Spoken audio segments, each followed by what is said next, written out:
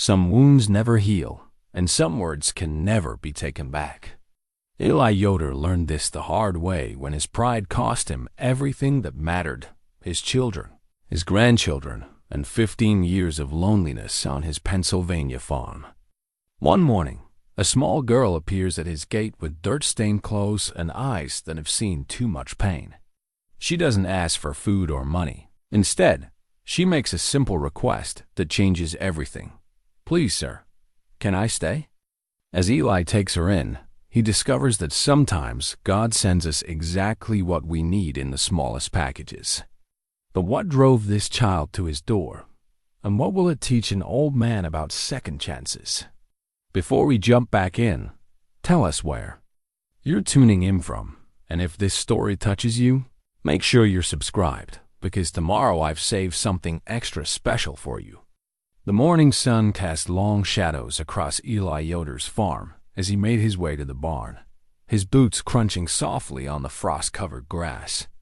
At 70 years old, his movements carried the deliberate pace of a man who had learned that rushing through life often meant missing what truly mattered. The irony wasn't lost on him. This wisdom had come far too late to save the relationships that once defined his world.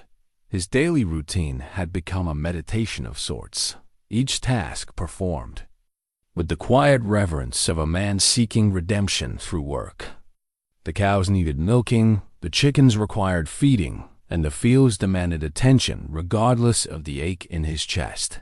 That had nothing to do with age and everything to do with regret. 15 years ago, his farm had buzzed with the laughter of children and the warm conversations of family gatherings. Now, the only sounds were the gentle lowing of cattle and the whisper of wind through empty rooms. Eli paused at the entrance to his workshop, running his weathered fingers along the doorframe his grandfather had carved decades ago. Inside, among the hand tools and half-finished furniture pieces, sat his most treasured and most painful possession, a leather-bound Bible, its pages worn soft from years of searching for answers that seemed always just beyond reach. This wasn't the family Bible that sat prominently in the living room. This was his personal wrestling ground with faith, the place where he brought his deepest questions and most desperate prayers. The workshop Bible held no family records, no carefully inscribed names and dates marking the milestones of generations. Instead, its margins were filled with his own handwriting, verses underlined in moments of hope, question marks scrawled beside passages about forgiveness, and water stains that marked the nights when pride and sorrow had finally given way to tears. The rift with his family hadn't happened overnight. Like most devastating wounds, it had begun small, a harsh word here, a moment of judgment there, until the accumulation of disappointments had built an insurmountable wall. His son Samuel had married Rebecca, a young woman with a past that didn't align with Eli's rigid expectations of Amish purity. She had lived in the English world before joining their community, and Eli had never let her forget it. The arguments had started subtly. Rebecca would suggest small changes to family traditions, or question certain practices with the curiosity of someone still learning their ways. Where others saw enthusiasm and genuine desire to belong, Eli saw disrespect and dangerous influence. His wife Martha had tried to bridge the gap, gently reminding him that love, not judgment, should guide their interactions with family. But Eli's pride ran deep, rooted in generations of unwavering tradition and the fear that any compromise would weaken the foundation of everything he held sacred. The final confrontation had come on a cold February morning, much like this one. Rebecca had announced her decision to leave the community, taking Samuel's young daughter with her. She spoke of feeling unwelcome, of sensing that no matter how hard she tried, she would never be truly accepted. Eli's response had been swift and merciless. He declared that anyone who chose to leave had never truly belonged in the first place. Samuel had faced an impossible choice between his wife and his father. Love won over tradition, and within a week, they were gone. Eli's last words to his son had been spoken in anger. if you walk out that door with her, don't come back until you're ready to honor your commitment to God and family." Those words had echoed in the silence of his house every day since. Now, as Eli stepped into his workshop, he noticed something that made him pause. The small window that faced the front gate was brighter than usual, as if someone had cleaned it from the outside. He moved closer and peered out, expecting to see nothing more than the familiar view of his property stretching toward the road. Instead, he saw her. A small figure sat on the ground beside his gate, knees drawn up to her chest, arms wrapped around legs that seemed too thin for a child her age. Her dark hair hung in tangled waves around a face he couldn't quite make out from this distance, but her posture spoke of exhaustion and something deeper, a weariness that children shouldn't carry. Eli set down his tools and walked outside, his curiosity overriding his usual caution around strangers. As he approached, the child looked up, and he found himself staring into eyes that held an old soul's understanding of pain. She couldn't have been more than 10 or 11 years old, but those eyes suggested she had seen more of life's harsh realities than most adults. Her clothes were clean but worn, the kind of garments that spoke of careful maintenance despite limited resources. A faded blue dress that had been let out at least once, sturdy shoes that showed the wear of long walking, and a thin sweater that provided little protection against the morning chill. "Are you lost, child?" Eli asked, his voice gentler than it had been in years. She studied his face for a long moment before responding, as if measuring his character through some internal scale that children develop when safety has never been guaranteed. "No, sir," she said quietly. "I'm not lost." You hurt? Do you need help getting home?" "I don't have a home to get to," she replied with the matter-of-fact tone that broke Eli's heart more than tears would have. "That's why I came here." Eli knelt down to her level, ignoring the protest from his aging knees. "What's your name?" "Clara." She hesitated, then added, "Clara Rose." "Well, Clara Rose, I'm Eli. This is my farm." He gestured toward the fields and buildings that stretched out behind him. "What made you come here?" For the first time, something resembling hope flickered in her eyes.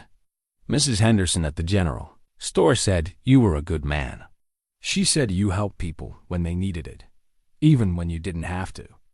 Eli tried to remember Mrs. Henderson and when he might have helped her, but the specifics escaped him. The truth was, he had spent so many years focused on his pain, and he had forgotten the small kindnesses that others apparently remembered. "What kind of help do you need, Clara?" She took a deep breath, as if gathering courage for something that had taken tremendous effort to finally voice. "Please, sir, can I stay?" The words hit Eli like a physical blow, not because they were shocking, but because they stirred something in his chest that had been dormant for 15 years.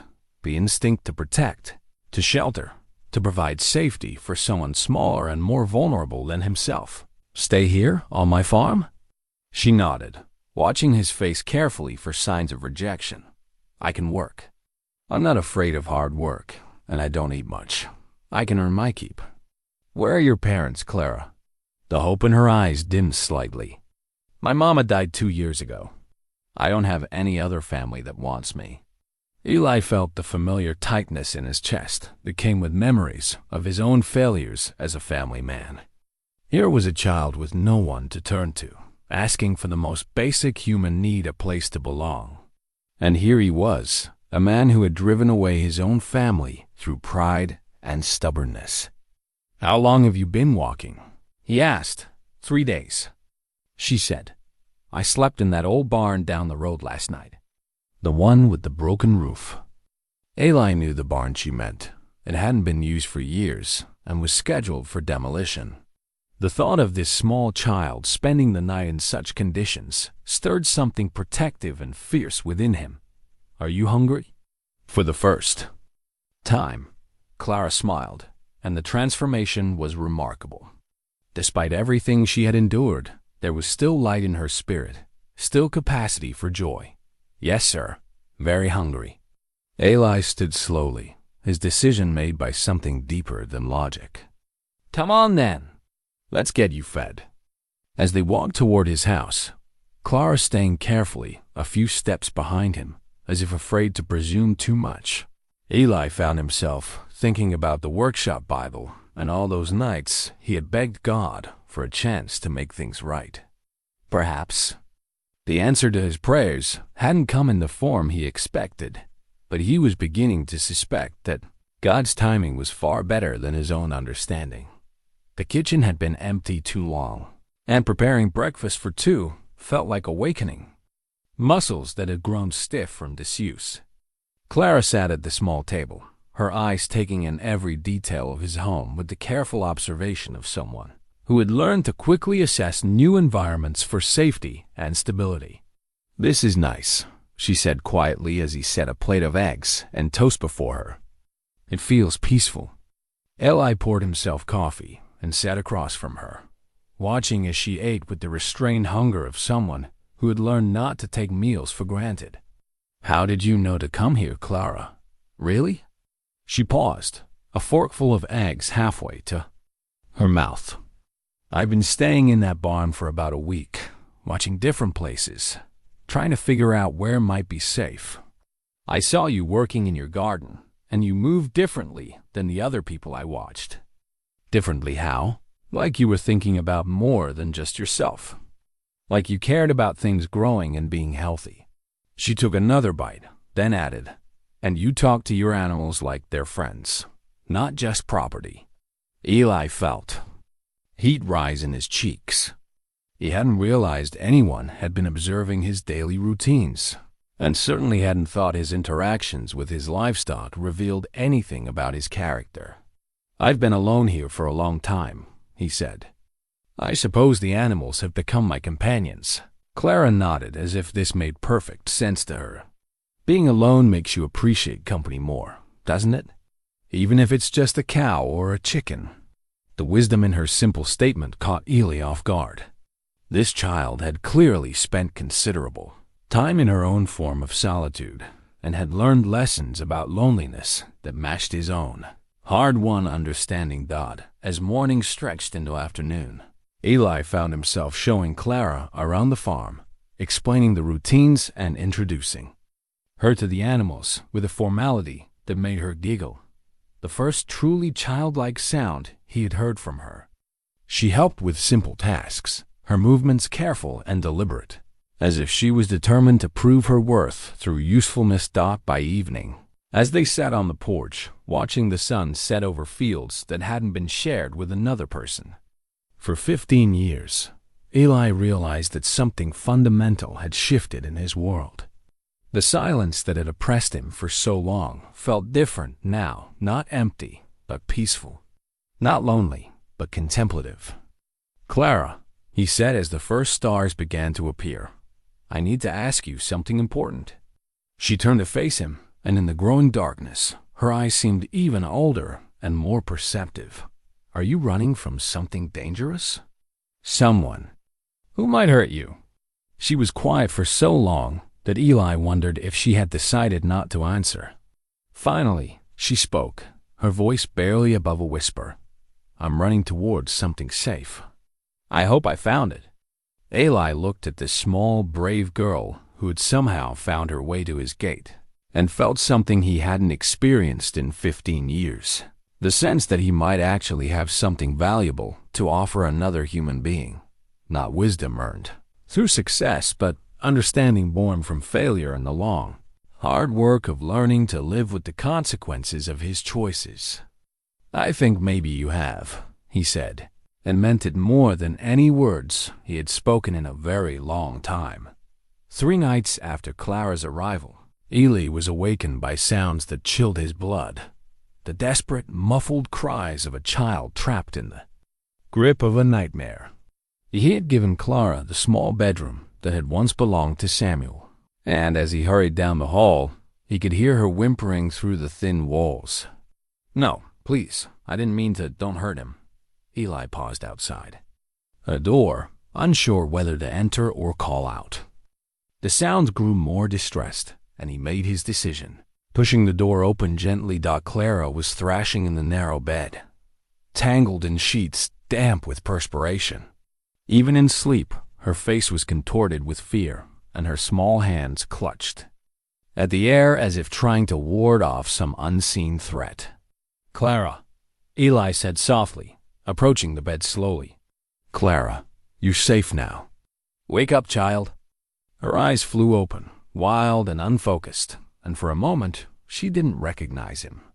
Then awareness returned, and she sat up abruptly, pulling the blanket around herself like a shield. "I'm sorry," she whispered, her voice hoarse from crying out. "I didn't mean to wake you. I tried to be quiet."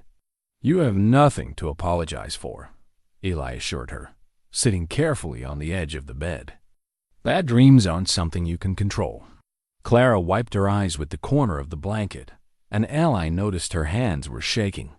"They're not just dreams, they're memories." The simple statement hit Eli like a blow to the chest. He had suspected Clara's past-held trauma, but hearing her acknowledge it so directly made it real in a way that broke something inside him. "Do you want to talk about it?" She studied his face in the dim light filtering through the curtains, and Eli could see her internal struggle, the desire to trust warring with the instinct for self-protection that had kept her alive. "I lived in the Hendricks house," she said.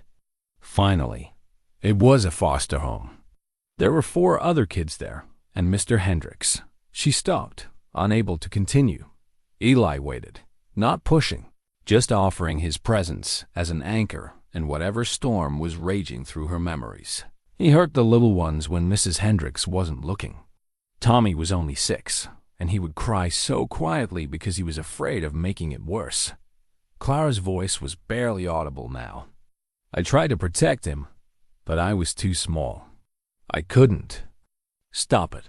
The rage that surged through Eli was unlike anything he had felt in years. The thought of this brave child witnessing such horrors, feeling responsible for preventing something no child should ever have to face, made him want to drive immediately to the Hendricks house and demand justice. What happened to Tommy? He asked, though he dreaded the answer. He's still there. They're all still there. Fresh tears began to flow down Clara's cheeks. "I wanted to bring him with me, but he was too scared to run, and I couldn't carry him all those miles. I left him there, and I hate myself for it." Eli reached out slowly and placed his hand gently on Clara's shoulder. "You didn't abandon him, Clara. You survived. Sometimes that's the only choice we have. But what if he thinks I forgot about him? What if he thinks I don't care?" The anguish in her voice reminded Eli so powerfully of his own guilt about family that he had to take a deep breath before responding. Children who are being hurt need to know that escape is possible. By getting yourself to safety, you showed Tommy that there's a way out. That's not abandonment. That's hope. Clara looked up at him with those impossibly old eyes. "Do you really think so? I know so." They sat in silence for several minutes, and gradually Clara's breathing returned to normal. Eli found himself thinking about the authorities, about reporting, requirements, about the legal complications of harboring a runaway foster child. But looking at Clara's small, vulnerable form, he realized that legal considerations were secondary to human ones. "Clara, I need to ask you something, and I want you to tell me the truth." She nodded. "How long were you living in that old barn before you came to me?" "About 2 weeks," she admitted. "I was trying to figure out if this area was safe, if there were good people here who might help. 2 weeks alone?" Eli's heart clenched at the thought of her surviving on her own for so long. "What did you eat? Where did you get water?"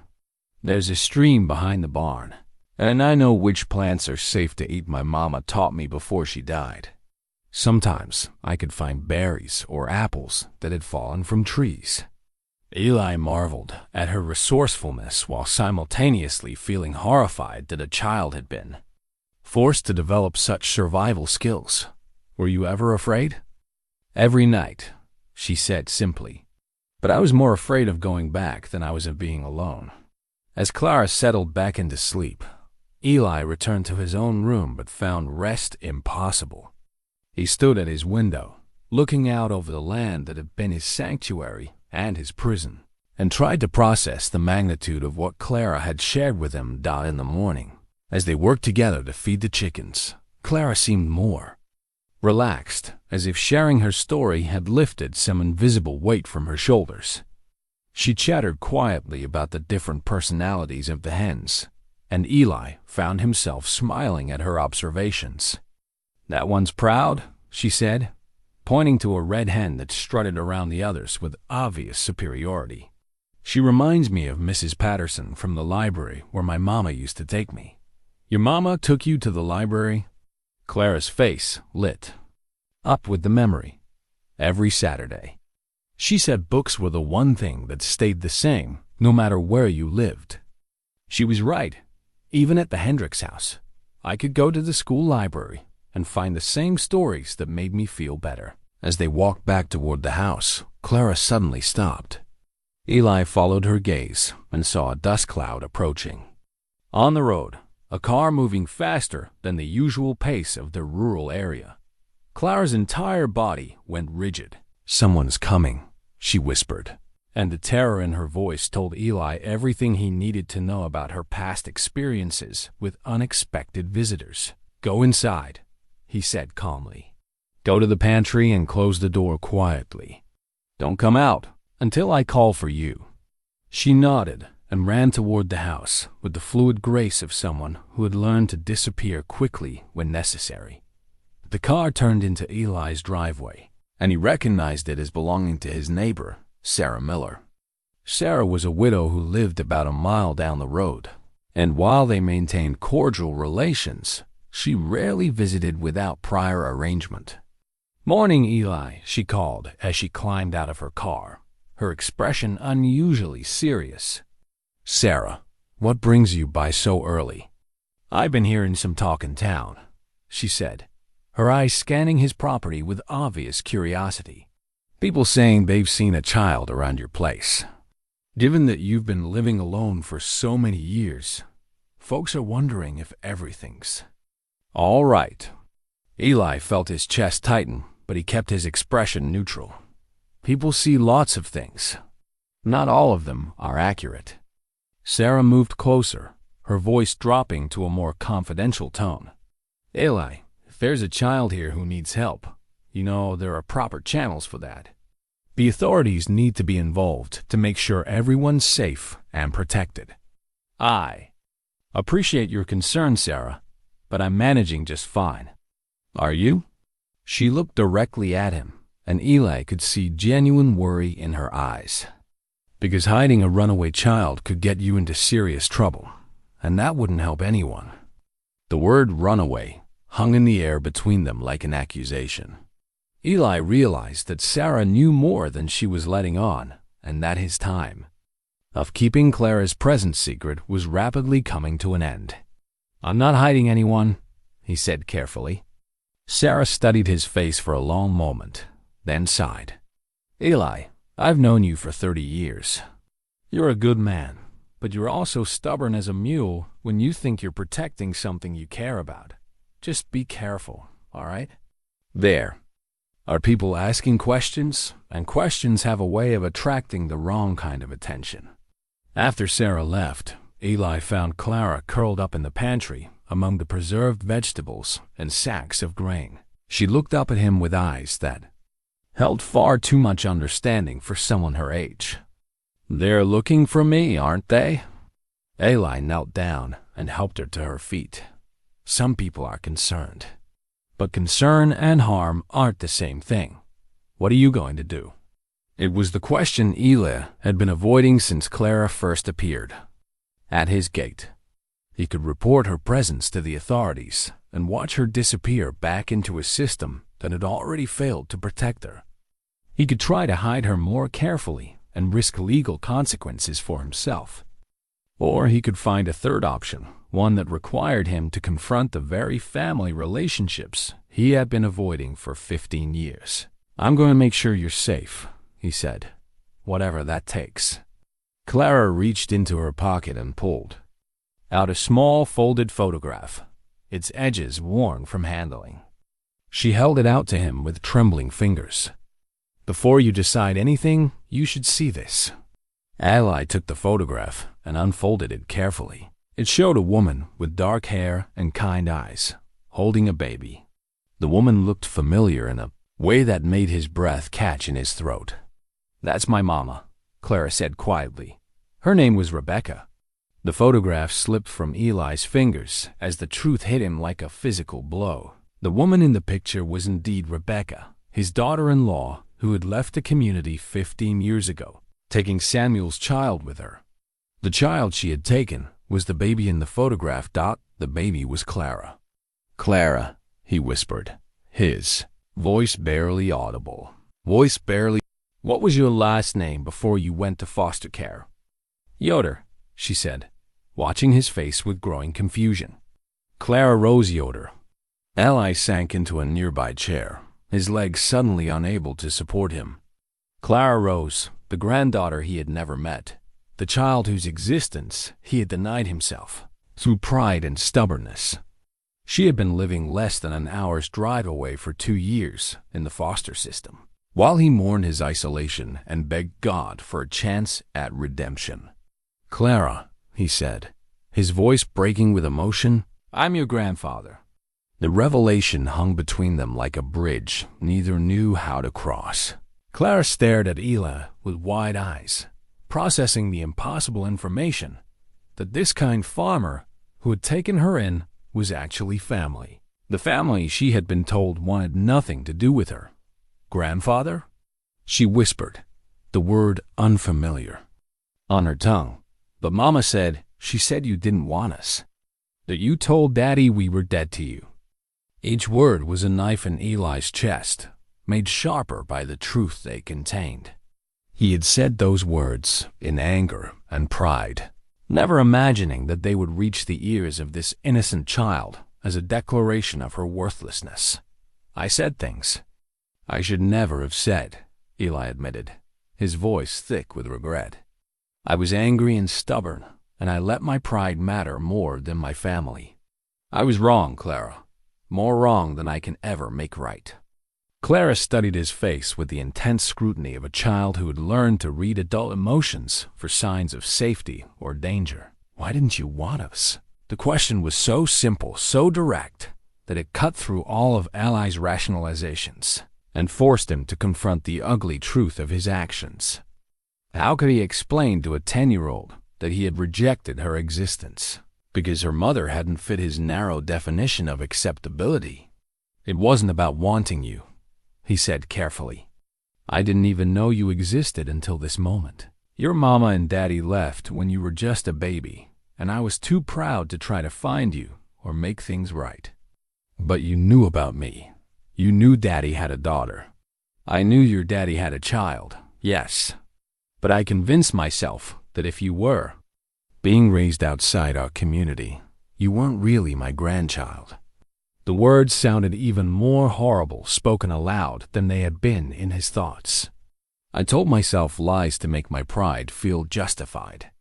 Clara was quiet for a long time, absently petting the barn cat that had wandered over to investigate their conversation. When she finally spoke, her voice held a wisdom that humbled Eli. "Mama used to say that hurt people hurt other people, but that doesn't make the hurt right. She said the only way to stop the hurt was to choose love instead of fear." The simple profundity of Rebecca's wisdom, delivered through their daughter's innocent voice, nearly broke Eli's composure entirely. His daughter-in-law had understood something fundamental about healing that he was only beginning to grasp in his 70th year. "Your mama was wise," he said. "Wiser than me. She was sad a lot, especially when she talked about family. She said she always hoped that someday people would see her heart instead of her mistakes." Eli closed his eyes, overwhelmed by the weight of opportunities lost and damage done. Rebecca had been reaching out, hoping for acceptance, while he had been building walls to keep her out. And now she was gone, taking with her any chance he might have had to ask her forgiveness. "Clara, I want you to know something very important," he said, looking directly into her eyes. Whatever I felt about your mama, whatever mistakes I made, none of that was about you. You are my granddaughter, my blood, and you belong here as much as anyone ever has. For the first time since learning the truth of their relationship, Clara smiled a tentative, fragile expression that held the possibility of trust.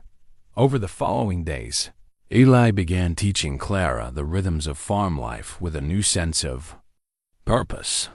These weren't just temporary lessons for a visiting child. This was passing down family knowledge to the next generation. He showed her how to gather eggs without startling the hens, how to read the weather patterns in the morning sky, and how to spot signs of illness in the livestock.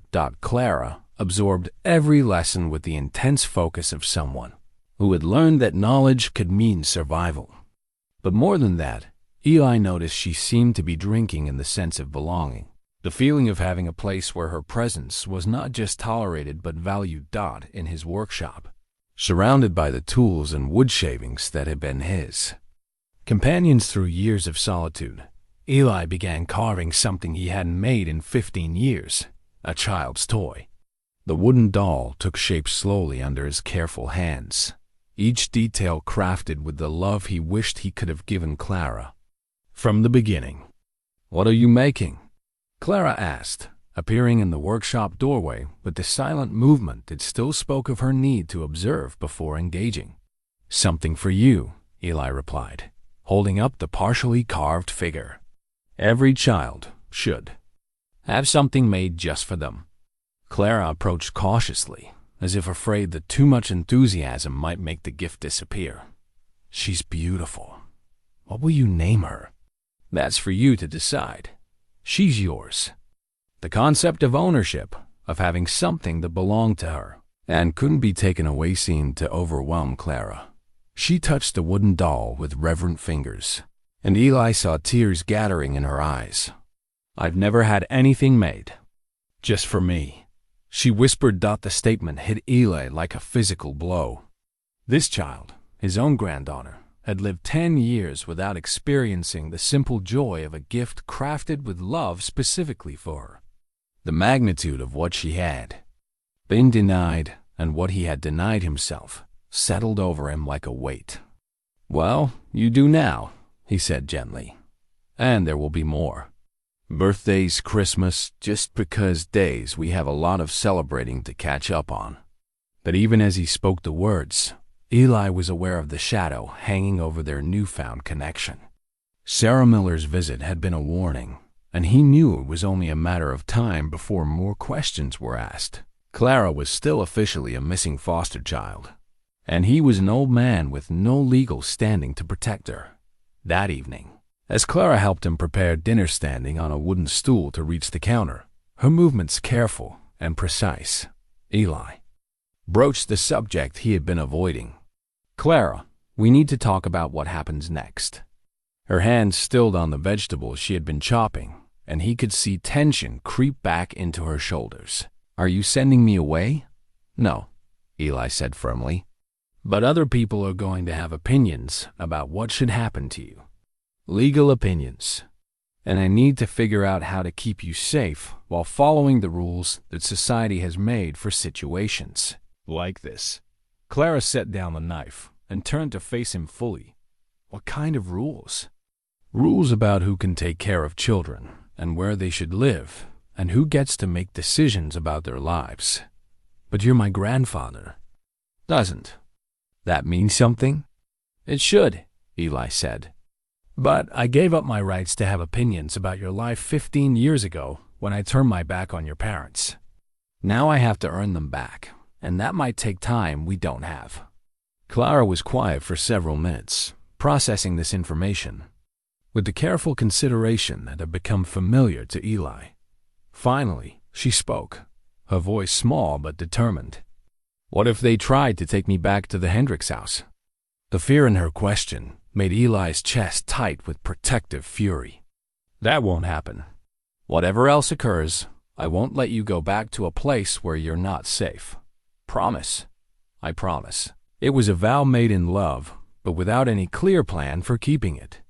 As Eli looked at Clara's trusting face, he realized that protecting his granddaughter would require him to do something he had avoided for 15 years: swallow his pride and reach out to his son, Samuel. The thought of that conversation filled him with dread, but as he watched Clara return to helping with dinner, humming softly to herself with the contentment of a child who finally felt secure, Eli knew he would face any humiliation necessary to preserve her safety and happiness. The wooden doll sat on the workshop bench, waiting for its final touches, a symbol of new beginnings and the grandfather's love that had arrived 15 years late, but was no less real for its delayed expression. Questions began innocently enough, the way children's questions always do, born from curiosity rather than calculation. Clara had been with Eli for a week now, and as her initial wariness gave way to tentative comfort, her natural inquisitiveness began to emerge. "Grandfather," she said one morning as they walked to check on the vegetable garden, "why don't you have any pictures of Daddy in the house?" Eli's steps faltered slightly. He had carefully removed all family photographs years ago, unable to bear the daily reminder of what he had lost through his own stubbornness. Now, seeing his home through Clara's eyes, he realized how stark and impersonal it must appear. "I put them away," he said simply. "Looking at them made me too sad." But don't happy memories make sadness feel better? The wisdom in her question caught him off guard. Sometimes. But sometimes they make the sadness feel worse because they remind you of mistakes you can't undo. Clara considered this as she knelt beside a row of carrots, her small hands gentle as she checked for pests. Mama used to say that mistakes were just lessons we hadn't learned yet. She said the only real mistake was not trying to fix things when you had the chance. Each piece of Rebecca's wisdom that Clara shared was like a window into the woman Eli had never allowed himself to truly know. Through their daughter's innocent observations, he was beginning to understand that Rebecca had possessed a depth of understanding about forgiveness and growth that he had been too blind to see. "Your mama sounds like she was very wise about people," Eli said. "She was wise about hurt," Clara replied matter-of-factly. She knew a lot about being hurt and about healing. She said that's why she wanted to help other people who were hurting. Is that what she did? Help people? Clara nodded, her face brightening with pride. She worked at a place for ladies who were scared of their husbands. She helped them figure out how to be safe and how to take care of their kids when they had to leave. She said everyone deserved to feel safe in their own home. The revelation hit Eli like a physical blow. Rebecca hadn't left their community out of rebellion or disrespect. She had left to serve others who needed protection and healing. While he had been judging her past and questioning her commitment to their faith, she had been living out its most fundamental principles in ways he had never imagined. She helped people escape from dangerous situations? She said it was the most important work she could do because when people feel safe, they can start to heal and grow. Clara paused in her garden work and looked up at Eli with those impossibly perceptive eyes. "Is that why you help me? Because you understand about people needing to feel safe?" The question struck at the heart of something Eli was only beginning to understand about his own motivations. Had he taken Clara in simply because she needed help, or because some part of him recognized her as family even before the conscious revelation? Or was it something deeper, a chance to finally live up to the values he had claimed to hold, but had never truly practiced? "I think maybe God brought you here to teach me something," Eli said slowly, "about what it really means to love people the way we're supposed to." That afternoon, as Eli worked in his shop, putting the finishing touches on Clara's wooden doll, he found himself confronting the collection of letters he had written to Samuel over the years, but never sent. They were kept in a wooden box beneath his workbench, dozens of attempts to bridge the gap his pride had created. Some were angry letters, written in the heat of fresh wounds, demanding that Samuel come to his senses and return to the family. Others were pleading, written during lonely holidays when the emptiness of his house became unbearable. The most recent ones were attempts at apology, though even these were hedged with justifications and conditions. Reading through them now, with Clara's innocent questions echoing in his mind, Eli saw his own failure with painful clarity. Even in his attempts at reconciliation, he had been unwilling to take full responsibility for his actions. He had wanted forgiveness without admitting the full extent of his wrongs. A knock at the workshop door interrupted his painful self-reflection. Clara stood in the doorway, but her usual cheerful demeanor was replaced by obvious anxiety. "There's a car in the driveway," she said quietly, "a different one than before." Eli set down his tools and moved to the window. A plain sedan with government plates sat in his driveway, and a woman in professional attire was walking toward his front door. "Go to the house," Eli told Clara. "Stay in your room and don't come out until I call for you." Clara nodded and disappeared with the swift silence that still reminded Eli of her need to hide from potential threats. The woman at his door introduced herself as Mrs. Patterson from the County Social Services Office. She was younger than Eli had expected, with kind eyes that suggested she genuinely cared about the children in her charge. "Mr. Yoder, I'm here about reports of a missing child who may be in this area. I understand you've been living alone here for some time?" "That's correct," Eli replied, his voice carefully neutral. "We've received information suggesting that a 10-year-old girl named Clara Yoder may have been seen on your property.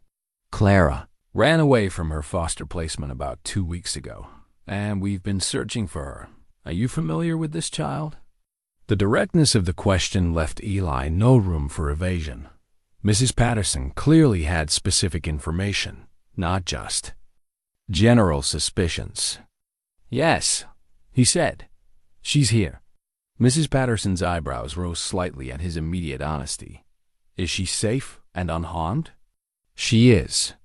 Mr. Yoder, I need to speak with Clara and assess her situation. May I come in?" Eli stepped aside to allow her entry, his mind racing through possible outcomes. Mrs. Patterson would take Clara back to the foster system, possibly to the same home she had fled. "Unless Mrs. Patterson," he said as they walked toward the living room, "before you speak with Clara, there's something you need to know. She's my granddaughter." The social worker stopped walking and turned to face him with obvious surprise. "Your granddaughter?"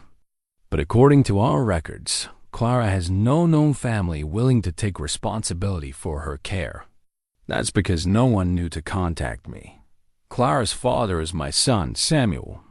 We've been estranged for 15 years. Mrs. Patterson pulled out a tablet and began scrolling through files. "Samuel Yoder, yes. He's listed as Clara's father, but there's a note here that he declined guardianship when Clara's mother died. He stated that he had no family support system and couldn't provide adequate care for a child."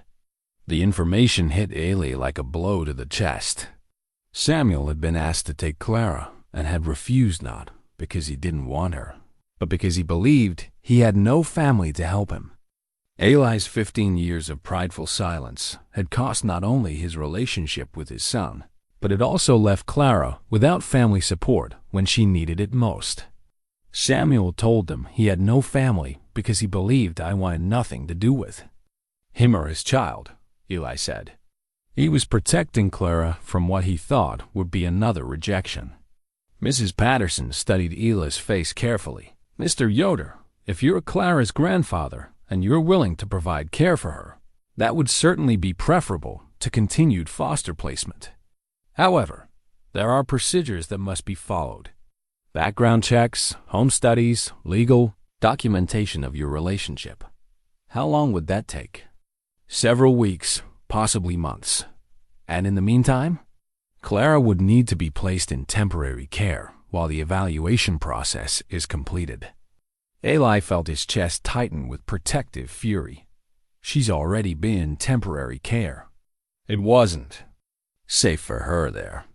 "I understand your concern, but we have protocols designed to protect children. I can't simply leave a missing foster child in an unapproved home, regardless of claimed family relationships. The sound of soft footsteps on the stairs interrupted their conversation. Clara appeared in the doorway, her small face pale but determined. "It's okay, grandfather," she said quietly. "I knew this would happen eventually." Mrs. Patterson turned to Clara with professional gentleness.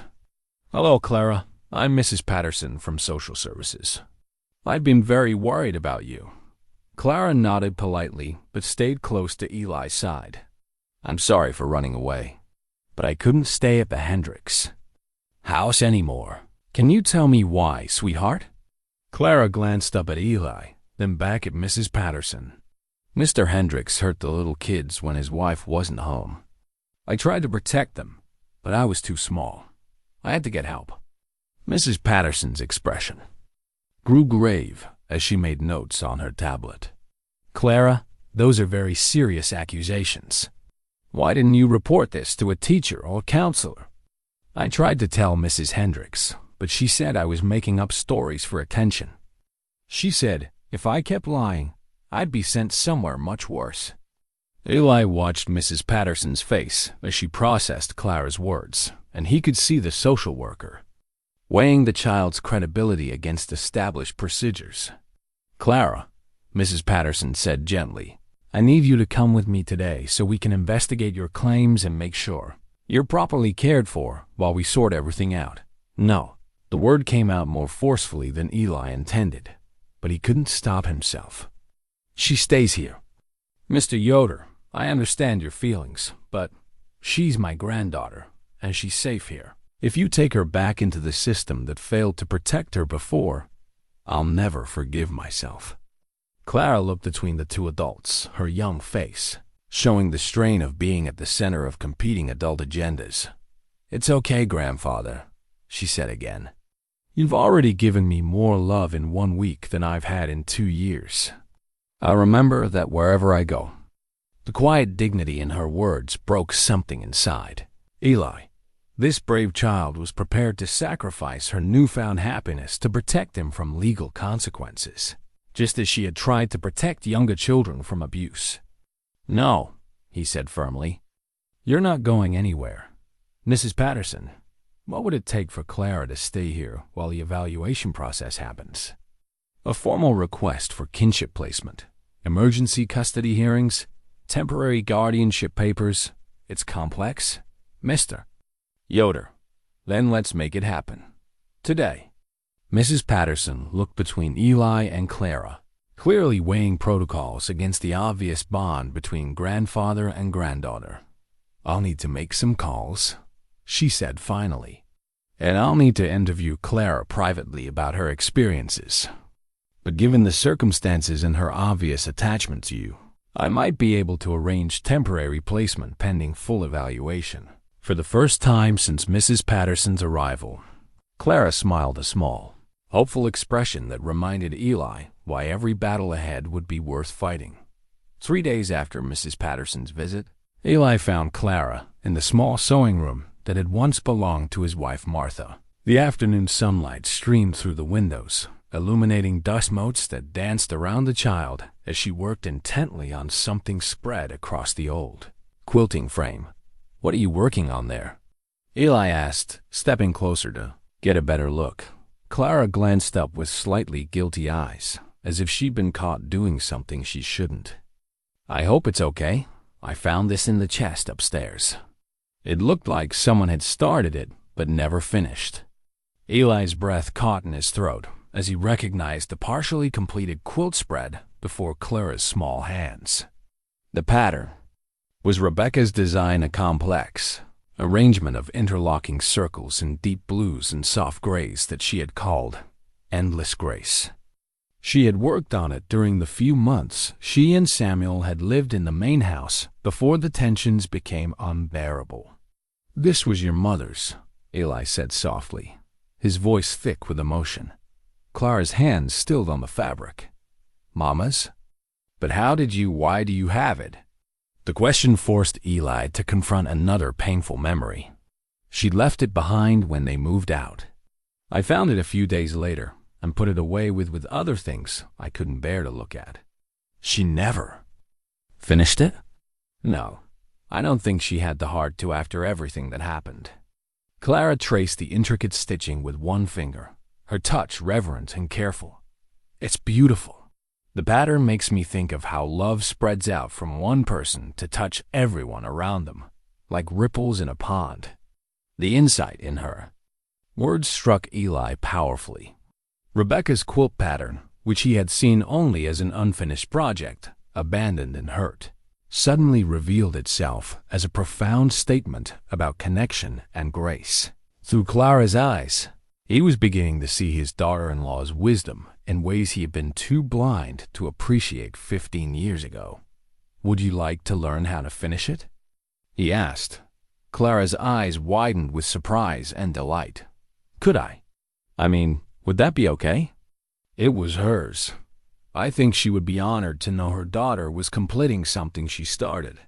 Over the following afternoons, Eli found himself learning alongside Clara as she worked on the quilt. He had never paid much attention to the traditional women's crafts that filled his household during Martha's lifetime, dismissing them as less important than the real work of farming. Now, watching Clara's patient, careful stitches slowly bring Rebecca's vision to completion, he began to understand the deep meditative satisfaction of creating something beautiful with one's hands. "Grandfather," Clara said during one of these quiet sessions, "can I ask you about Mama and Daddy's wedding?" Eli's needle paused in its movement. The memory of Samuel and Rebecca's wedding was a complicated knot of joy and disappointment that he had avoided examining for years. What would? "You like to know? Was it happy? Did everyone celebrate, or were people upset because of Mama's past?" The directness of her question forced Eli to be honest about his own behavior during what should have been a celebration of love and new beginnings. "It was complicated," he said slowly. "Your daddy was very happy, and your mama was beautiful and radiant. But some people, including me, spent more time worrying about what might go wrong than celebrating what was going right." "Were you mean to her at the wedding?" The child's innocent phrasing cut straight to the heart of Eli's shame. He remembered his stiff formality during the ceremony, his failure to welcome Rebecca with genuine warmth, his subtle but unmistakable signals that she was being tolerated rather than embraced. "I wasn't kind enough," he admitted. "I let my fears about change make me cold when I should have been welcoming." Clara worked several stitches in thoughtful silence before responding. "Mama told me once that fear makes people do things they don't really mean. She said the trick was to choose love, even when you're scared." "Your mama was wise about people's hearts. She was wise about yours too," Clara said, looking up from her sewing. "She used to say that angry people were usually just scared people in disguise, and that underneath all the scary words, most people just wanted to be loved and accepted." The conversation was interrupted by the sound of a vehicle approaching the house. Eli moved to the window and saw Sarah Miller's car pulling into the driveway, but this time she wasn't alone. A tall man in a dark suit climbed out of the passenger side, and Eli's stomach tightened with apprehension. "Clara, go upstairs to your room," he said quietly.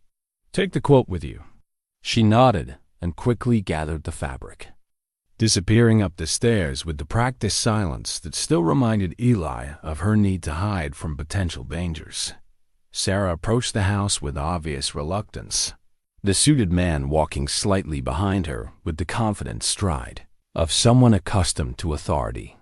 "Eli," Sarah said when he opened the door, "this is Mr. Reynolds from the county.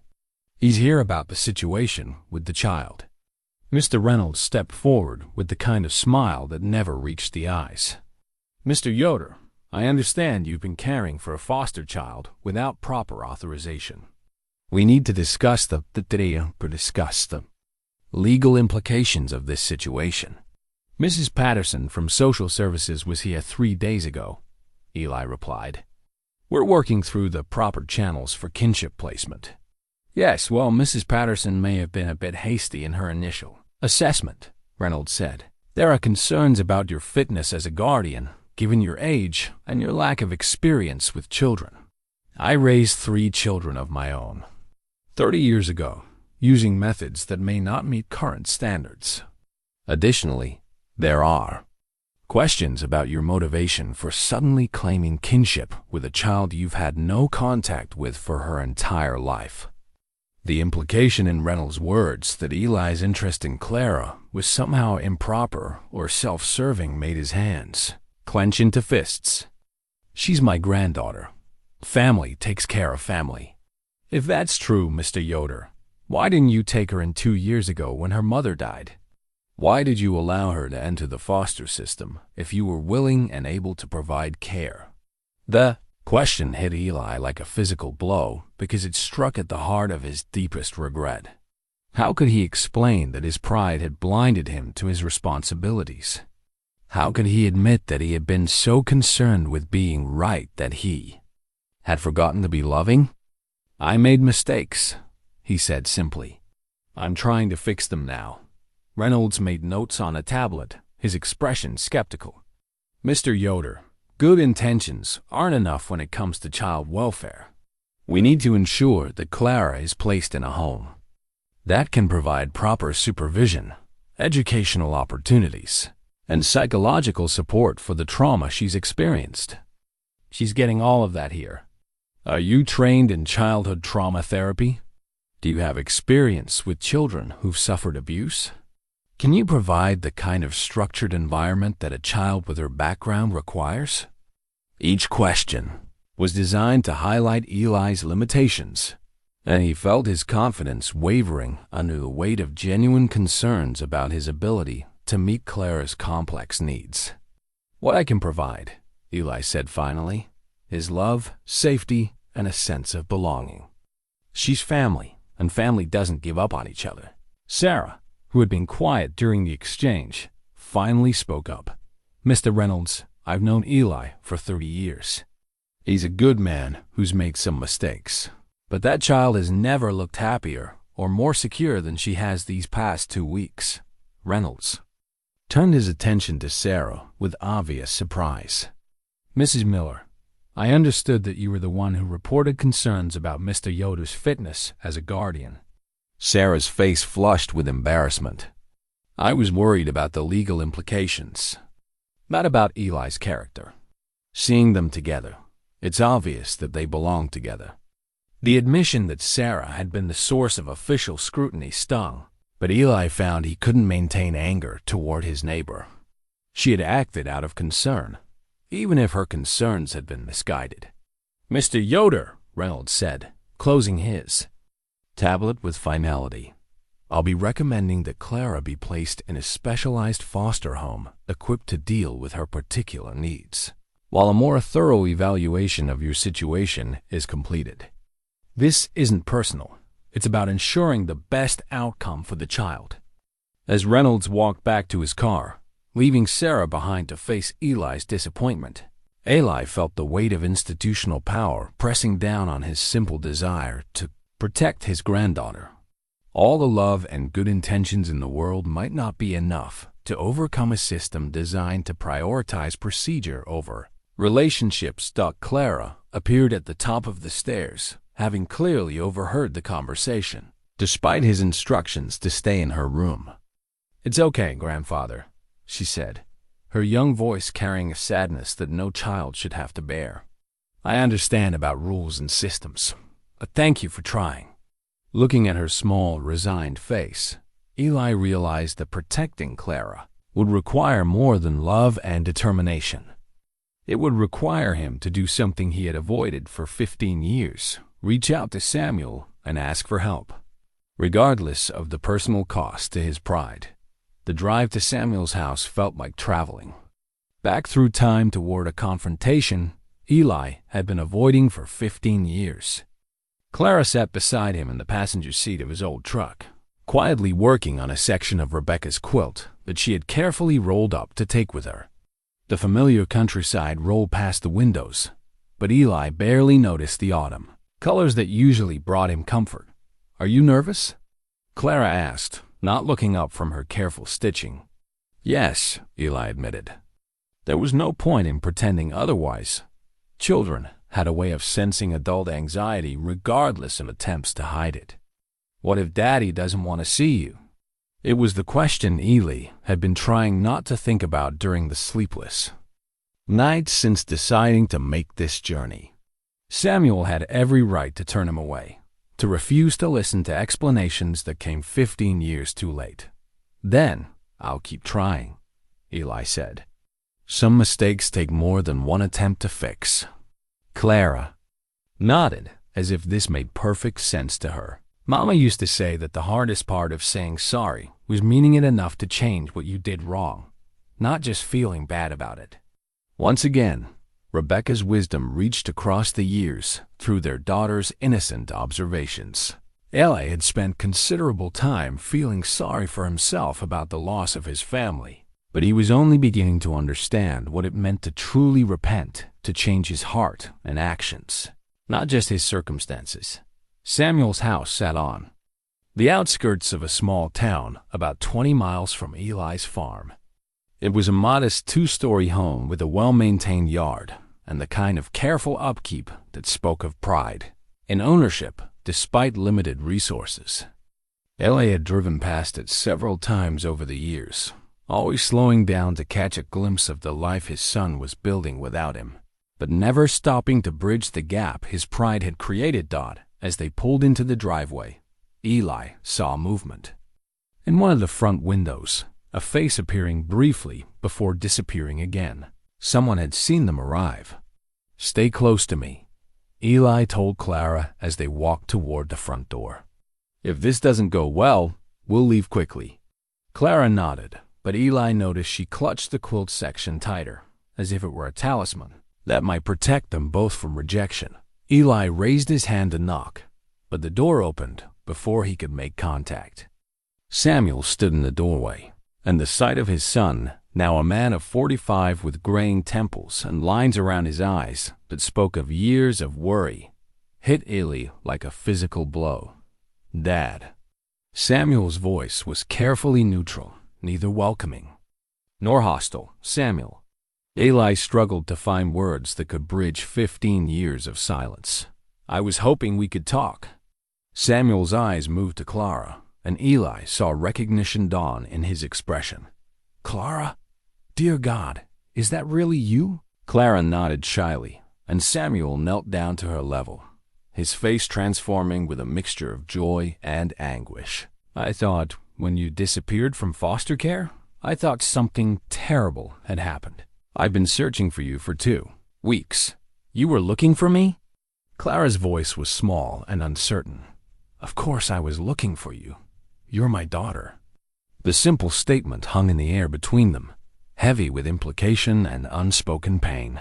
Eli watched as Samuel gently touched Clara's face, as if confirming she was real and safe.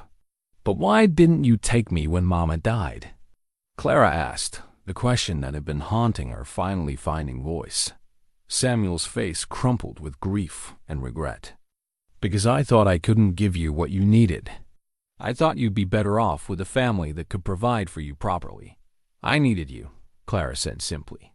I didn't need things. I needed my daddy. The pain in Samuel's eyes was so raw that Eli had to look away. His son had made the same mistake he had made, letting pride and fear override love and connection.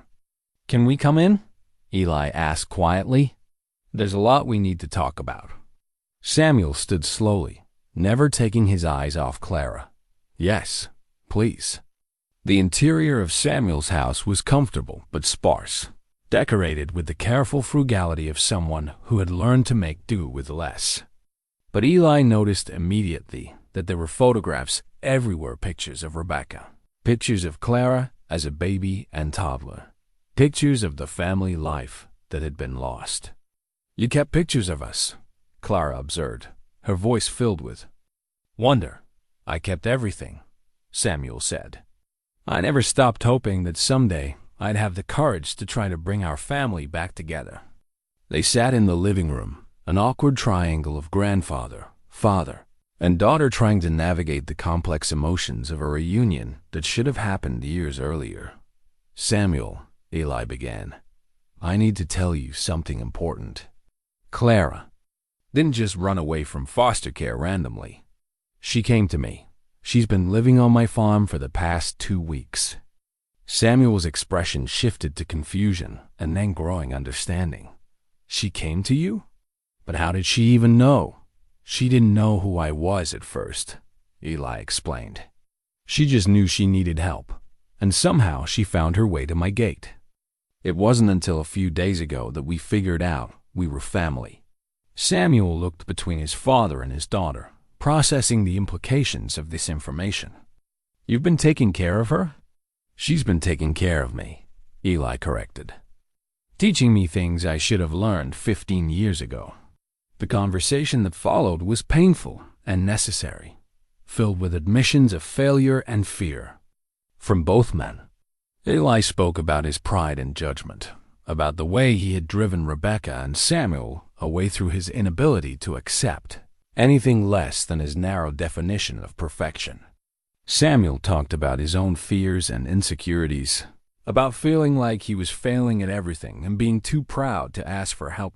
Clara listened to both men with the patient attention of someone who understood that adults sometimes needed time to work through complicated emotions. Occasionally, she would offer a simple observation or question that cut straight to the heart of the matter, demonstrating the kind of emotional intelligence that comes from navigating difficult situations at a young age. "Daddy," she said during a lull in the conversation, "Grandfather has Mama's quilt, the one she was making before you left. He's been helping me finish it." Samuel's eyes filled with tears. "She never finished it?" "She left it behind when you moved out," Eli said. "I should have sent it to you, but I was too angry and hurt to do the right thing." "She loved that quilt," Samuel whispered. "She said it represented all the love she wanted to build in our family, all the connections that would keep us strong." Clara carefully unrolled the section she had been working on and held it up for her father to see. "The pattern is called Endless Grace. Mama wrote that in her notes. I think she meant that love and forgiveness don't run out if you keep giving them."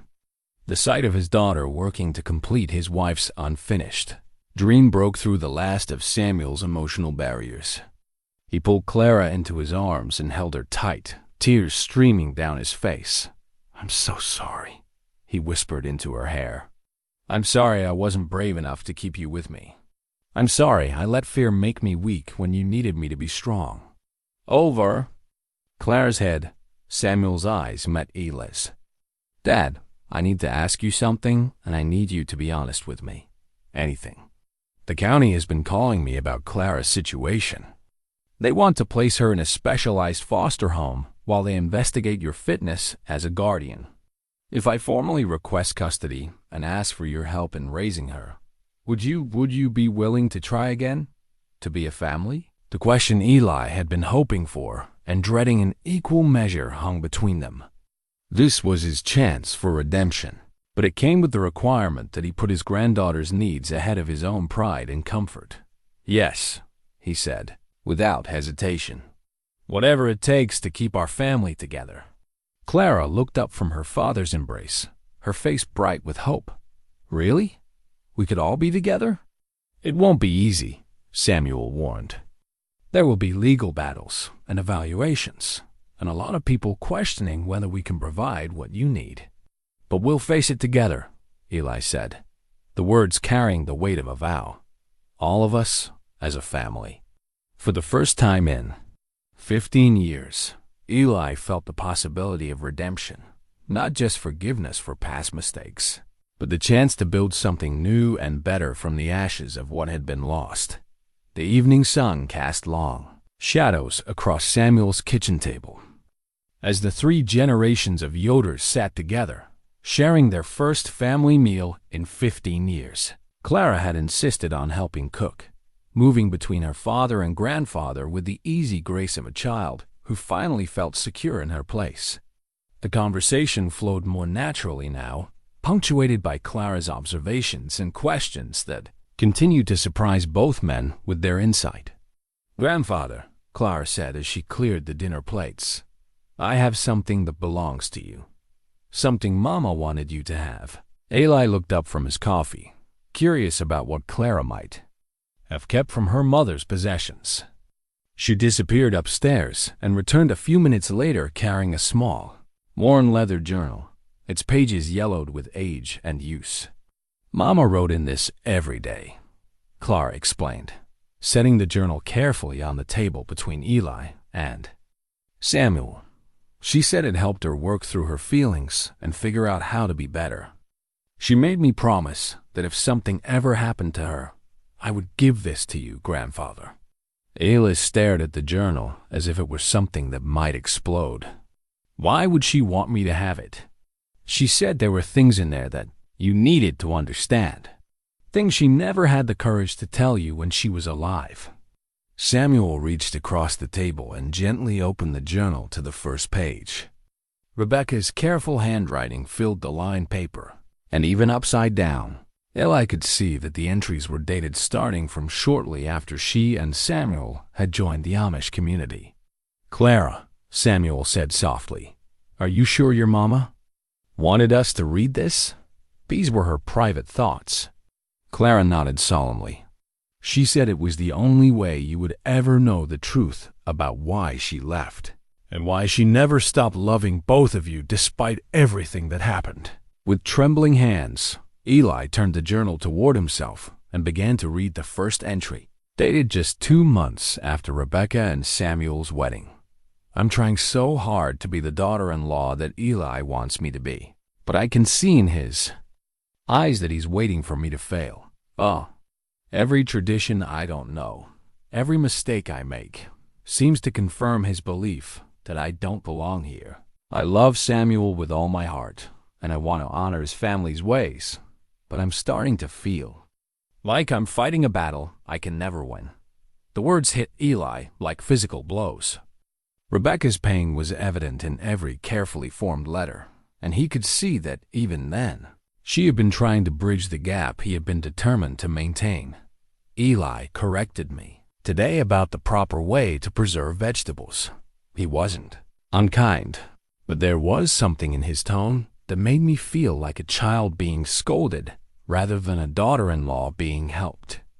"I know he means well, but I wish he could see that I'm trying my best to learn and fit in.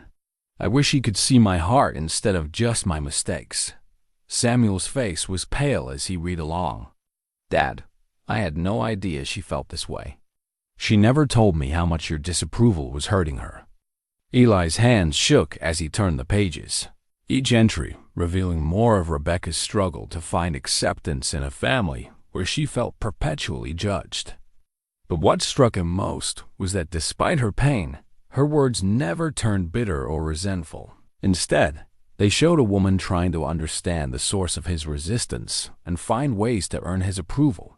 "I think Eli is afraid that I'm going to change Samuel, or that I'm going to pull him away from everything he values. I wish I could make him understand that I chose this life because I believe in it, not because I want to rebel against it. I left the English world because I found something here that I'd been searching for my whole life, a sense of purpose, of community, of being part of something larger than myself." Clara climbed onto the chair next to Eli and leaned against his arm as he read. "Keep reading, Grandfather. The important parts come later." As Eli continued through the journal, the entries began to reveal more about Rebecca's background than he had ever known. She wrote about growing up in foster care herself, about aging out of the system at 18 with no family support, about the mistakes she had made in trying to find love and belonging in all the wrong places. "I think that's why Eli distrusts me, because I made choices before I knew better that don't fit with the purity he expects from his family. But those mistakes led me to Samuel, and Samuel led me to this life that feels like coming home after years of wandering.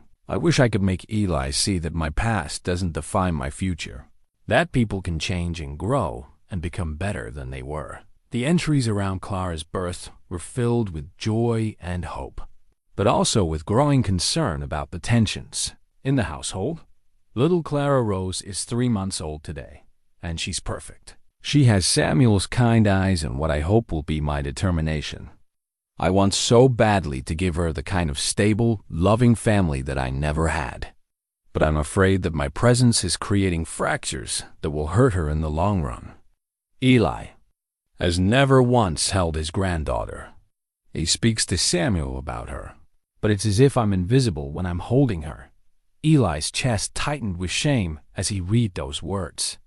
He remembered his behavior during Clara's infancy, his careful distance, his refusal to acknowledge the child who carried his blood, but also carried what he saw as the contamination of Rebecca's influence. I love this family so much, but I'm starting to think that love isn't enough. Eli will never accept me, and that means Clara will grow up feeling the weight of her grandfather's disapproval. I can't bear the thought of her spending her childhood trying to earn love that should be freely given. The entries that followed chronicled Rebecca's growing conviction that leaving was the only way to protect her daughter from the toxic atmosphere of conditional acceptance. That I made the hardest decision of my life today. Samuel and I are leaving. It's breaking my heart to take Clara away from the only grandfather she ever have, but I can't let her grow up feeling like she has to apologize for existing. Maybe someday Eli will realize that pushing us away cost him more than it protected him. Samuel was openly weeping now as he read the later entries, which detailed Rebecca's continued love for the Amish community and her deep regret that circumstances had forced them to leave.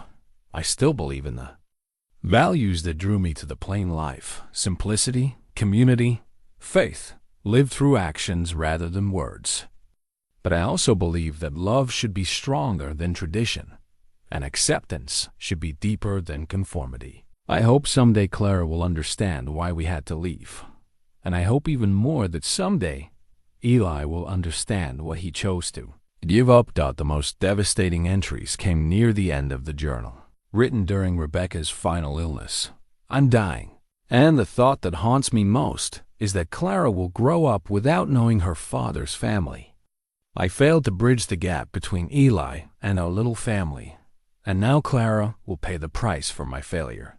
I've written to Eli twice asking if he would consider being part of Clara's life after I'm gone, but my letters came back unopened.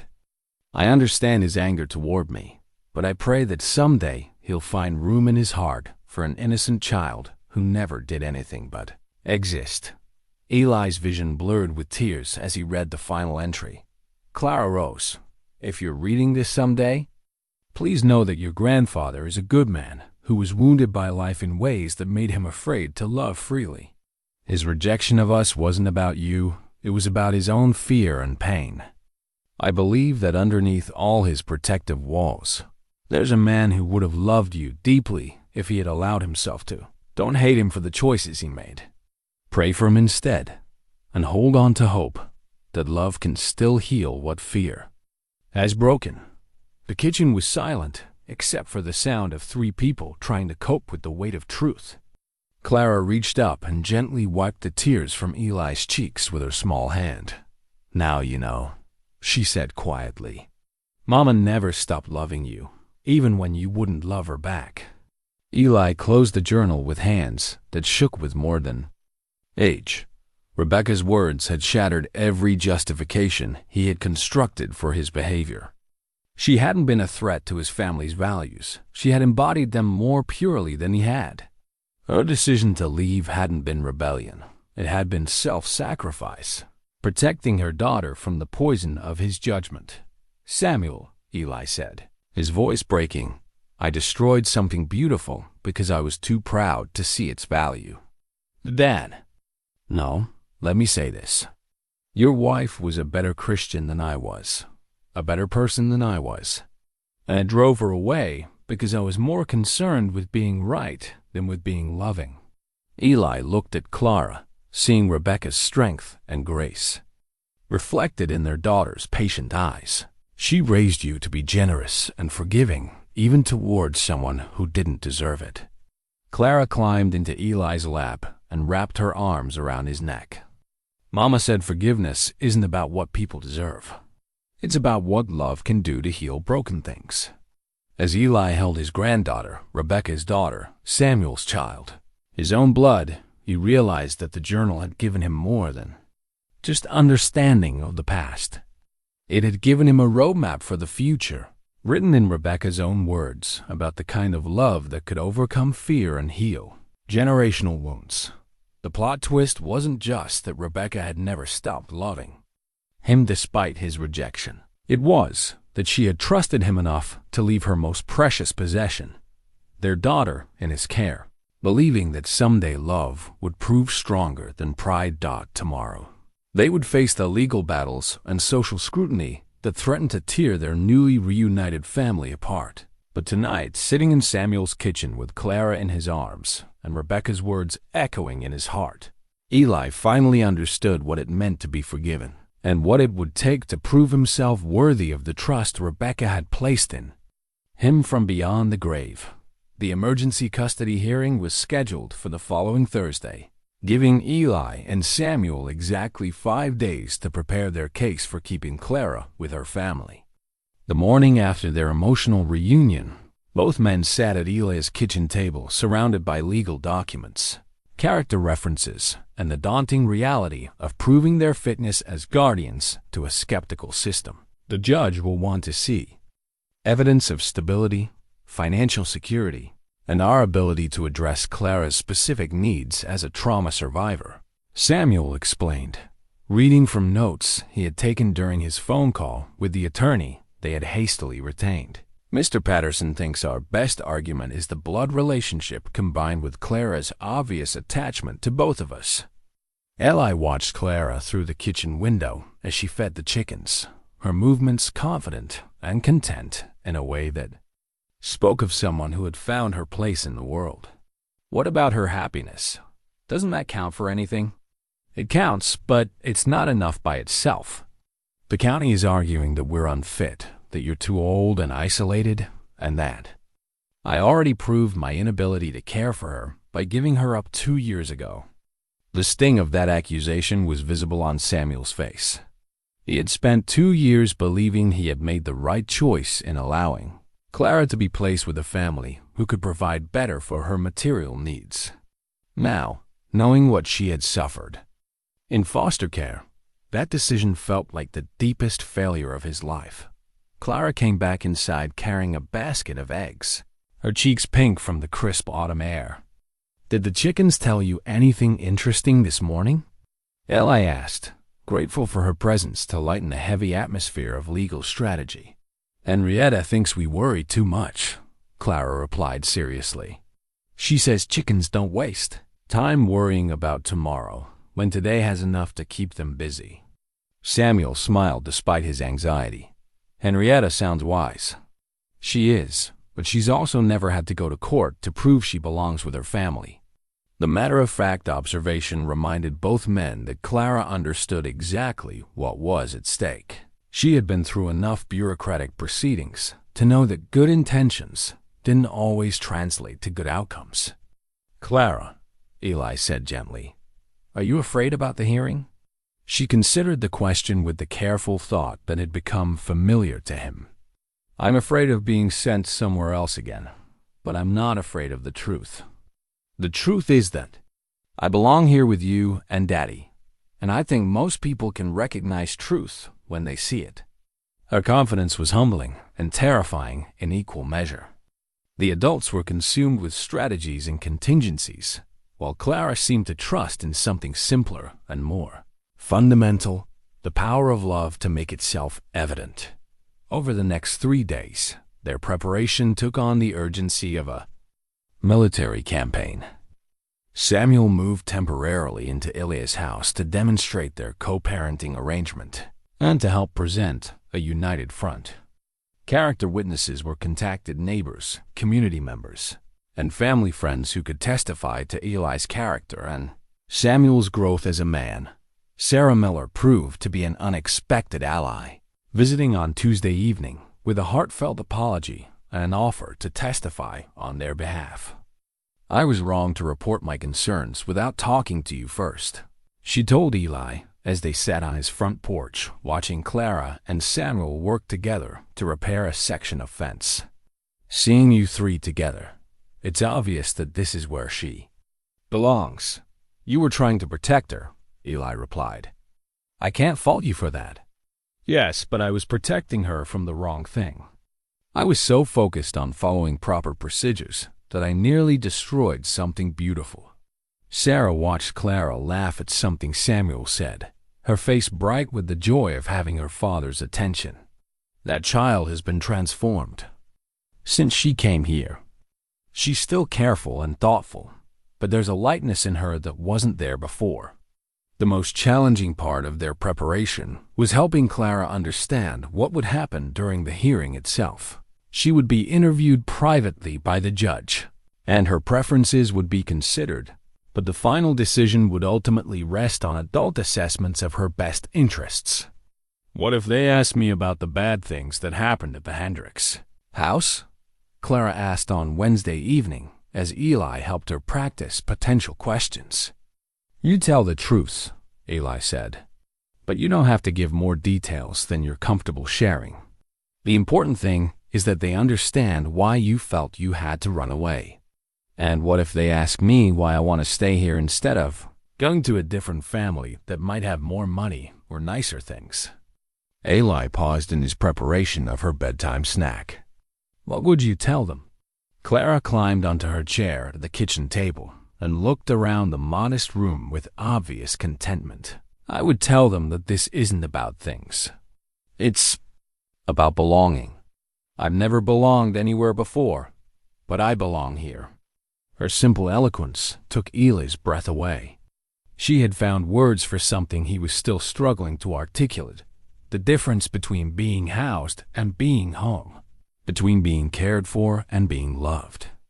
Thursday morning arrived gray and cold, with the kind of persistent drizzle that seemed to match the anxiety weighing on all three family members. Clara had insisted on wearing her best dress, a simple blue garment that Samuel had brought from his house, one of the few items Rebecca had made for their daughter before she died. "You look beautiful," Eli told her as she stood in front of the hallway mirror, carefully braiding her hair. "Your mama would be proud. I hope she's watching today," Clara said quietly. "I hope she knows that her letters and her quilt and her love are what brought us all together." The courthouse was an imposing brick building that seemed designed to make ordinary people feel small and intimidated. As they walked through the security screening and down the echoing hallways toward the family court division, Eli found himself praying more fervently than he had in years. Their attorney, Mr. Patterson, a kind man in his 60s who specialized in family reunification cases, met them outside the courtroom with last-minute instructions and reassurances. "Remember," he told Samuel and Eli, "be honest about your past mistakes, but focus on your commitment to Clara's future.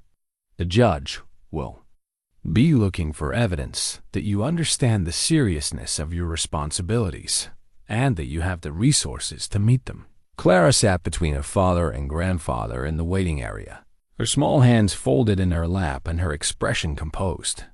Other families waited nearby, some looking as anxious as they felt, others with the weary resignation of people who had been through the system too many times. Mr. Yoder, and Clara," a court clerk called. "Judge Morrison will see you now." The courtroom was smaller than Eli had expected, with warm wood paneling and large windows that let in the gray morning light.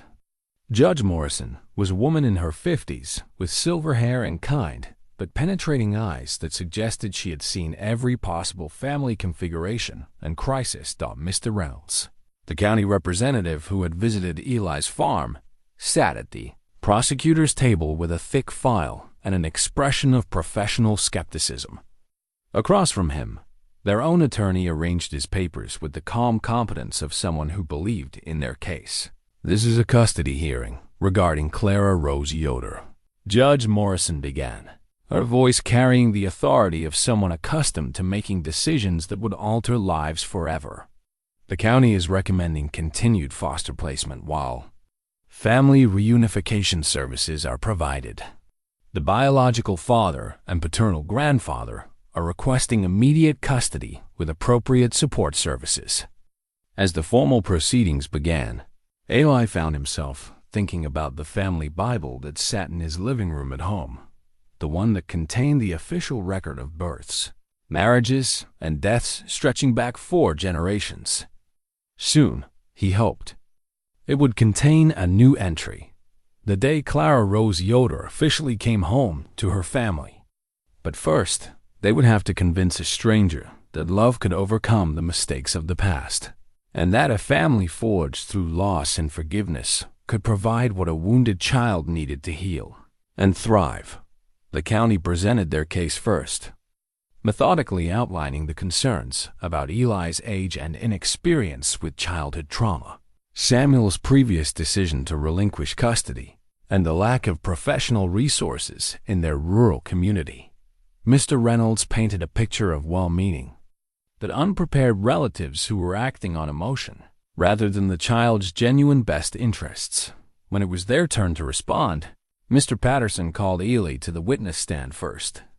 Under oath, Eli spoke about his regrets regarding the past, his recognition of his failures as a father and grandfather, and his absolute commitment to providing Clara with the love, stability, and safety she deserved.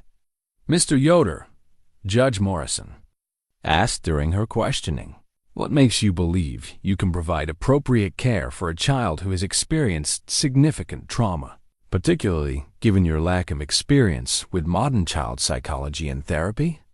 Eli took a deep breath, thinking of Rebecca's journal and Clara's quiet wisdom and the transformation he had witnessed in himself over the past few weeks.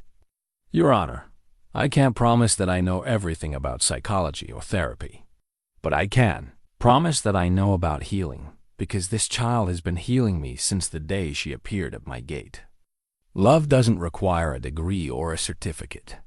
It just requires showing up every day and putting someone else's needs ahead of your own pride."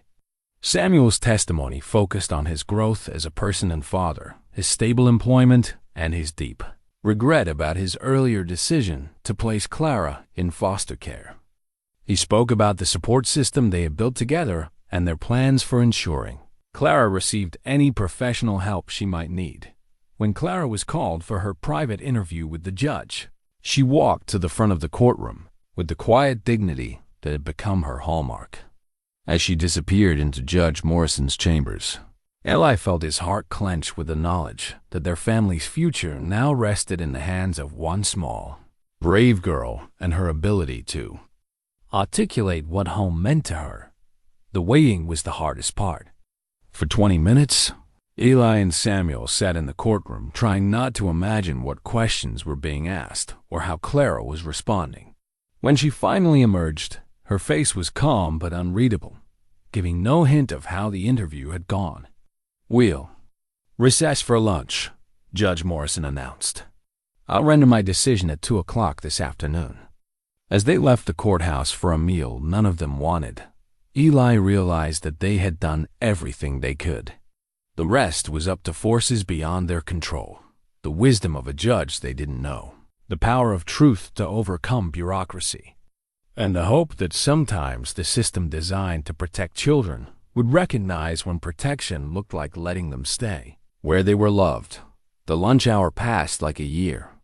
They found a small diner near the courthouse, but none of them could manage more than a few bites of food. Clara sat quietly between her father and grandfather, occasionally reaching out to squeeze one of their hands when she sensed their anxiety growing too heavy. "What did the judge ask you?"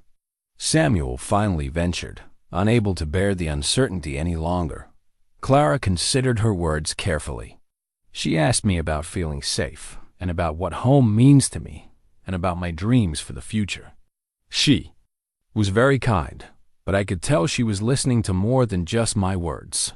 "What do you mean?" Eli asked. "She was listening to my heart." Some adults forget how to do that, but Judge Morrison remembered. The simple observation carried more weight than any legal analysis could have provided. If Clara felt heard and understood by the judge, Perhaps there was reason for hope.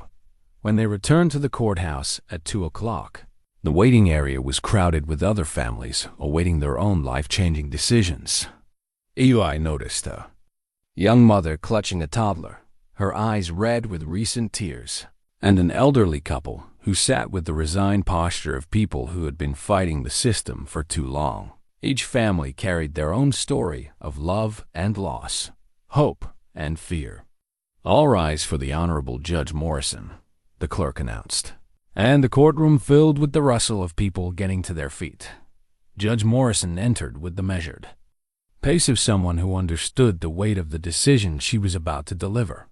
She settled behind her bench and opened a thick file that contained Clara's entire short history: her mother's death, her placement in foster care, her traumatic experiences at the Hendricks house, and her desperate flight to a grandfather she had never known.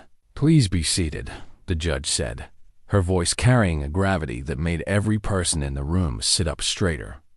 "I have carefully considered all the testimony and evidence presented in this case, as well as my conversation with Clara herself." Eli felt his heart hammering against his ribs as he reached for Clara's small hand. Beside him, Samuel's breathing was shallow and quick. This case presents the court with a fundamental question about what constitutes the best interests of a child. Judge Morrison continued.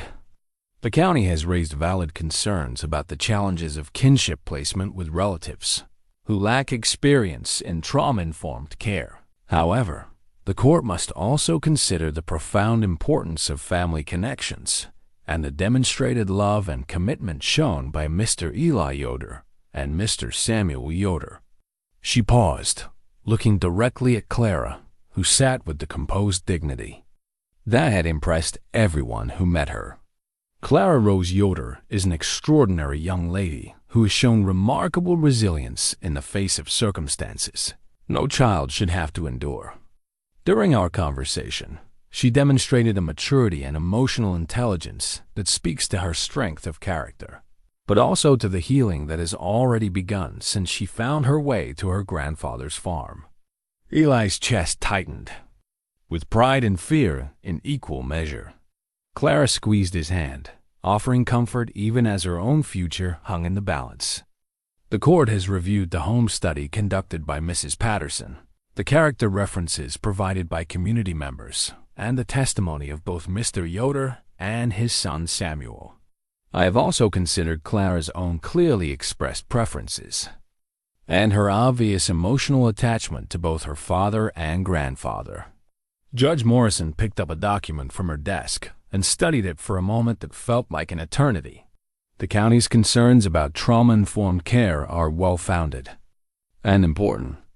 However, the court notes that Mr. Samuel Yoder has committed to relocating to his father's property to provide joint care for Clara, and both men have agreed to participate in trauma counseling and parenting education programs as recommended by the court. Samuel's hand found Eli's shoulder, and Eli could feel his son's tension like a live wire. Furthermore, the judge continued, the court is struck by the testimony of several community members who spoke to the remarkable transformation they have witnessed in Clara since she has been in her grandfather's care. Mrs. Sarah Miller, in particular, provided compelling evidence of Clara's improved emotional state and sense of security. Eli thought of Sarah's unexpected support, her willingness to admit her mistakes and advocate for what she had come to see as best for Clara. Sometimes redemption came from the most unexpected sources. The court also notes that Clara has already experienced significant trauma within the foster care system, and that removing her from a placement where she has found stability and healing could cause additional psychological harm. Hope began to bloom in Eli's chest, but he tried to contain it. Judges sometimes delivered disappointing news after encouraging preambles. However, Judge Morrison said, and Eli's heart sank at the word that suggested complications ahead. The court cannot ignore the serious concerns raised about the isolation of the rural placement and the need for professional support services. Clara's grip on Eli's hand tightened, and he could see her preparing herself for disappointment with the practiced resignation of a child who had learned not to expect good things to last. Judge Morrison looked directly at their family group, her expression serious but not unkind. Therefore, the court hereby orders that custody of Clara Rose Yoder be granted to her father, Samuel Yoder, with her grandfather, Eli Yoder, designated as co-guardian and primary caregiver. The words seemed to hang in the air for a moment before their meaning fully registered. Eli felt Clara's hand tremble in his, but when he looked down at her, her face was radiant with joy and relief. However, Judge Morrison continued, this custody arrangement is contingent upon several requirements that must be met within the next 90 days. Samuel leaned forward, his attention focused entirely on the conditions that would determine their family's future. First, both Mr. Eli Yoder and Mr. Samuel Yoder must complete parenting education courses specifically designed for caregivers of children who have experienced trauma. Second, Clara must be enrolled in counseling services with a licensed therapist experienced in childhood trauma recovery. Third, the family must participate in regular check-ins with the court and social services for a period of 1 year. Eli nodded eagerly at each requirement. They seemed not like burdens, but like roadmaps to becoming the kind of family Clara deserved. Fourth, Mr. Samuel Yoder must establish legal residence at his father's property within 30 days to ensure stable co-parenting. And finally, the court requires that Clara be enrolled in an appropriate educational program that can address any learning gaps resulting from her recent disruptions. Judge Morrison set down her papers and looked directly at Clara. Young lady, do you understand what this decision means? Clara stood up, her small frame straight with dignity. Yes, Your Honor. It means I get to go home with my family. That's exactly what it means. But it also means that if any of these adults fail to meet their responsibilities to you, or if you ever feel unsafe or uncared for, you have the right to contact the court or social services immediately. Do you understand that as well? Yes, ma'am. But I won't need to. They love me, and I love them. The simple certainty in Clara's voice seemed to soften something in Judge Morrison's expression. I believe you're right about that, Clara. Court is adjourned. As the gavel came down, Eli felt 15 years of regret and loneliness lift from his shoulders like a physical weight. Samuel pulled both Clara and his father into an embrace that contained all the love and forgiveness they had denied themselves for too long. We did it, Samuel whispered, his voice thick with tears. We're really going to be a family. Clara pulled back just enough to look at both men with shining eyes. We already were a family. Now it's just official. The walk out of the courthouse felt like floating. Other families waiting for their hearings looked at them with the mixture of hope and envy that comes from witnessing someone else's miracle while still waiting for their own. Outside in the parking lot, their attorney shook hands with each of them and provided information about the required programs and check-ins. You have some work ahead of you, Mr. Patterson warned, but you've got the most important thing, you've got each other. As they drove home to the farm, Clara sat between her father and grandfather in the front seat of Eli's old truck, chattering excitedly about all the things they could do now that they were officially a family.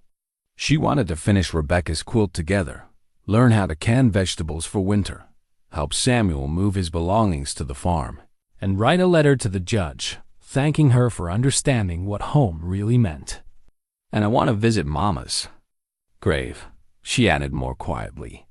I want to tell her that we're all together now, and that grandfather understands what she was trying to teach him. The request hit Eli with unexpected emotion. He had never visited Rebecca's grave, had never acknowledged her death or honored her memory. It seemed fitting that Clara would be the one to guide them toward that final act of reconciliation. We'll go this weekend, he promised. All of us together.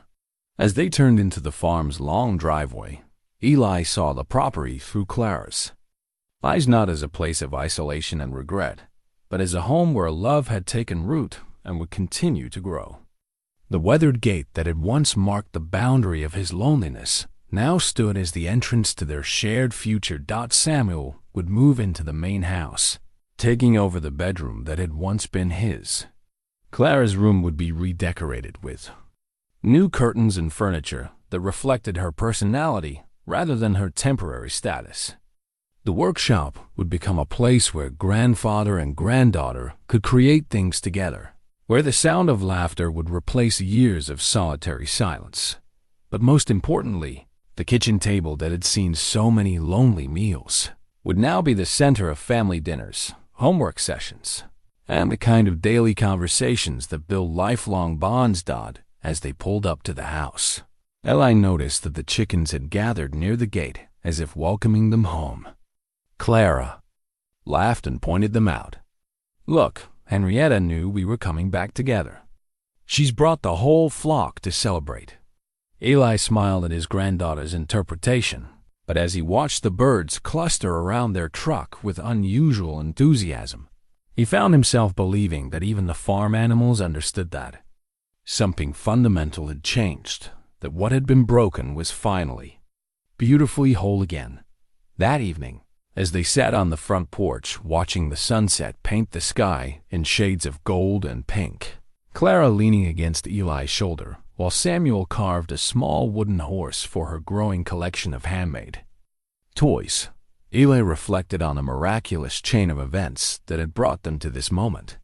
A brave little girl had walked up to his gate with nothing but hope and determination. In saving her, he had discovered that she had actually saved him from isolation, from regret, from the prison of his own pride. Love had indeed proven stronger than fear, and forgiveness had created something more beautiful than what had been. Lost 6 months later, the spring morning air carried the scent of apple blossoms and fresh-turned earth as Eli worked in the garden alongside Clara and Samuel. The rhythm of their shared labor had become as natural as breathing, 3 generations working together in the easy companionship that comes from mutual love and respect. Clara had grown taller over the winter, her face fuller and her eyes brighter, with the confidence that comes from knowing you belong somewhere without question. She knelt between rows of newly planted vegetables, carefully thinning seedlings with the patience Eli had taught her, while Samuel repaired the garden fence with posts he had cut from trees on their own land. The court-mandated requirements had been fulfilled with enthusiasm rather than obligation. The parenting classes had taught both men new ways to understand and support Clara's healing journey, while her weekly therapy sessions had helped her process the trauma of her early years. But more than any professional intervention, it was the daily experience of being loved unconditionally that had allowed Clara to bloom into the confident, joyful child she was meant to be. "Grandfather," Clara said, looking up from her work. "Mrs. Henderson from the general store asked if we would bring some of our vegetables to the harvest festival this fall. She said our tomatoes were the best she'd ever tasted." Eli smiled at the memory of Clara's first visit to town after the custody hearing. Word of their story had spread through the community, and instead of judgment or suspicion, they had been met with support and celebration. The same neighbors who had once viewed Eli as the isolated old man on the hill now saw him as the devoted grandfather who had opened his heart to a child in need. "What did you tell her?" Samuel asked from his position stringing wire along the fence posts. "I told her we'd be honored to contribute," Clara replied. "I also told her that everything we grow tastes better because it's grown with love." The simple wisdom in her statement reflected how much Clara had healed and grown. The anxious, wary child who had appeared at Eli's gate 6 months ago had been replaced by this confident girl who spoke easily about love and belonging, who offered her insights freely and trusted that they would be received with appreciation. Sarah Miller appeared at the garden gate, carrying a covered basket and wearing the smile that had become familiar since she had transformed from suspicious neighbor to treasured family friend. "I brought fresh bread," she called out. "And I have news about the Hendricks house." The three workers straightened up with interest. The investigation into Clara's allegations about her former foster home had been thorough and devastating. Mr. Hendricks was now facing criminal charges, and the foster children who had been in his care were receiving the support and protection they should have had all along. Tommy and the other children have been placed with families who specialize in trauma recovery, Sarah reported as they gathered around her basket. "Mrs. Patterson says they're all doing well, and Tommy specifically asked her to tell Clara thank you for being brave enough to get help."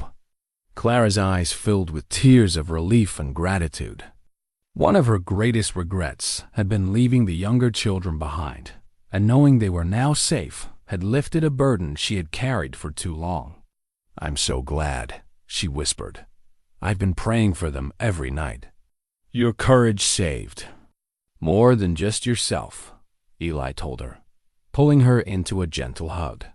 "Sometimes the bravest thing we can do is ask for help when we need it." After Sarah left, the family continued their morning work in companionable silence. The completed quilt that had once belonged to Rebecca now hung in Clara's bedroom, a daily reminder of her mother's love and the family bonds that had been restored through forgiveness. Clara had added her own stitches to her mother's pattern, creating something that honored the past while embracing the future Dot as the sun climbed higher. They moved to the front porch for the mid-morning break that had become one of their favorite family traditions. Clara settled herself on the porch swing with a book while Samuel and Eli reviewed plans for expanding the farm's vegetable production. "I've been thinking," Samuel said, "about what Clara said regarding growing things with love.